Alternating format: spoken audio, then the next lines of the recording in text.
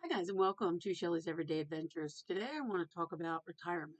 Um, I know that a lot of us are approaching the age of retirement, and I struggled with retirement in the fact that I don't have a 401k or a pension or anything like that. I grew up working on the family farm, and we didn't have such things then, so I just I just don't have it for various reasons. And I'm sure there are a lot of you out there that are just like me. And what I've been struggling with is for the longest time, I wanted to pigeonhole retirement into this one thing. Retirement to me looked like when my grandfather retired. Um, he retired from General Motors. He was 55 years old, and they moved someplace. They moved down to Virginia, where he was originally from. And he spent he died when he was 85, so he spent 30 years doing nothing except for what he wanted to do. Great gig if you can get it, but these days, that's just not the way it works. Stuff like that's just not available anymore to us. So I had to stop trying to pigeonhole my retirement and make it look like his. Retirement looks different for every single one of us. There are some of us who will work until the day we die. Might be one of them, not sure. But here's what I do know. I do know that I consider myself semi retired, and I did this at the age of 55. And how I did that was, of course, I still work, but I have a spouse and he works. He's going to have a pension in a couple years. So, but I don't have anything. He works for a school system, so he'll be okay. We'll be okay. But I wanted to back off a little bit and enjoy my life. So I've done something that I consider being retired. It started off actually maybe a little earlier than 55. I started driving a school bus. Now some of you may say, that's not retired. That's quite a job. And it is to an extent quite a job, but I did enjoy it for the first few years that I did it. And I considered myself semi-retired because it was a couple hours in the morning, a couple hours in the evening, and in the middle of the day, I had my day free to myself to do what I wanted to do with it. And that was really nice. So as I was working this school bus job, I knew it was something that I didn't want to do for the rest of my life. I realized that the parents and the kids started to weigh on my nerves. I'm not going to lie. Things have changed a lot since I was a kid. So there were a lot of things going on. Like I said, it's not a bad gig if you can deal with that stuff. I know a lot of older people do it, and it brings in, a few $100s a week, adds to their income, helps out. Now, the place that I work didn't offer any insurance or anything, but again, I have a husband and he provides my insurance. So I'm lucky in that respect. So while I was doing the bus driving, I was taking classes to learn how to be a dog groomer, which is something that I had wanted to do when I was younger, but I didn't have the money to do it.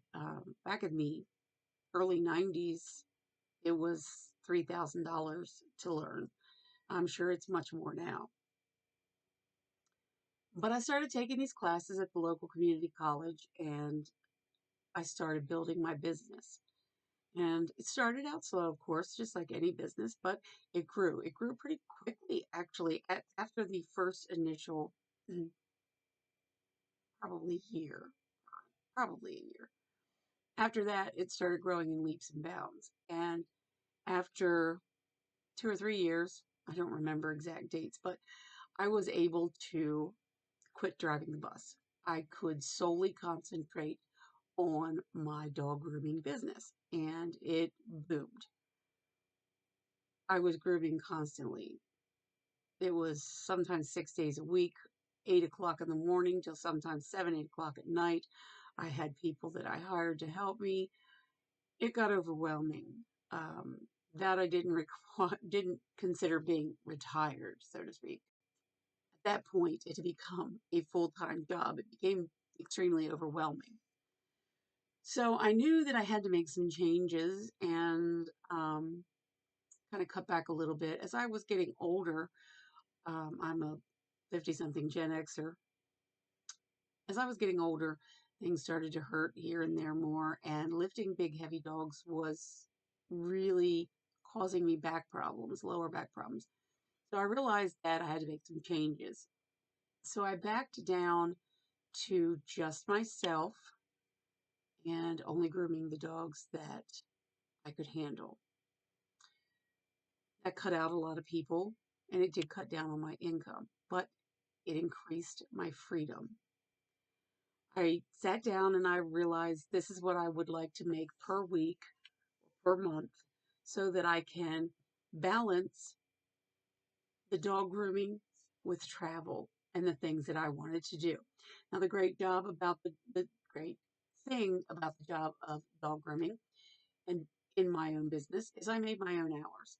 If I wanted to take off a week, I just didn't schedule any dogs for that week. If I wanted a day off, I just didn't schedule dogs for that day, you know. Uh, this does require a little bit of planning ahead, but right now I'm happy as I can be. Do I get frustrated sometimes? Sure, I do, because I still fight the urge to pigeonhole my retirement into looking like something that my grandfather did. But it's just not the reality of what we're facing today as a society. We have to find what works for us, and what works for you may not work for someone else. Okay. So, what I've found is that dog grooming allows me the freedom and the money to do what I want to do. And my husband is happy in his job. He considers it semi retired as well. So, we both consider ourselves semi retired. Yes, he works technically full time for the school board. His hours are 6:30 until he gets home at 3:15 every day. And he's never had a job like that. He used to work from 7 o'clock in the morning until he wouldn't get home until 5, which is 5:30, which is a typical day for most people. Now he's home at 3 o'clock. He loves the people that he works with. He loves his job. There's not an overwhelming amount of pressure and I don't know what word I want to use. There's not an overwhelming judgment of you. I mean, you have to perform, you do have to do your work. I'm not saying that, but it's not like it was in the private sector. So he considers himself semi-retired, and we both have um, different things that we like. He enjoys fishing. I don't like to fish. I like to travel. Now he doesn't mind traveling, but when he uses up all his vacation days and travels with me, my sister will go with me, and her and I travel.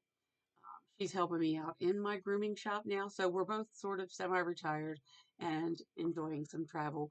And again, I do travel with my husband a couple times a year. He has, I think, 3 weeks vacation this year coming up. He does get off the week between Christmas and New Year's. He has a lot of perks to his job as far as days off. So we travel together. He likes to do that, but he also enjoys fishing. So if I go away, say in the summer for a week, he just, excuse me, he goes fishing. Um, it's not something, this is my cup of tea. I'm sorry, excuse me. What's going on here, burping. But anyway, so we found this really nice balance that works for us. Again, retirement does not look the same for everyone. My retirement story doesn't look the same as yours, or yours doesn't look the same as somebody else's. And sad to say, our retirement stories at this time in 2026 do not look like the retirement stories of our grandparents. Okay. So we have to think outside of the box, and we have to figure out what's going to work for us. It's just the way it is. And I'm sure that we can do that. Stick with me. I'm going to talk to you more about this and show you what I'm doing. And I also have a travel channel here on YouTube. I'll link it in the description box below, but it's Exploring Big Names and Backroads. And this is where my husband and I, or my sister and I, are traveling, and we explore big name places, and we explore places that you might not have heard of. So if you want to join me over there, that would be wonderful. If you don't, that's fine too. But again, rethink your retirement. Again, it doesn't look the same for everyone, and your retirement may not look like what you thought it should look like, but it could still be great for you. I hope to see you in the next video. I hope everyone is well. Please remember to like and subscribe if you would, and leave a comment. It really helps me out in my channel. I would appreciate it. Thank you guys. See you in the next video.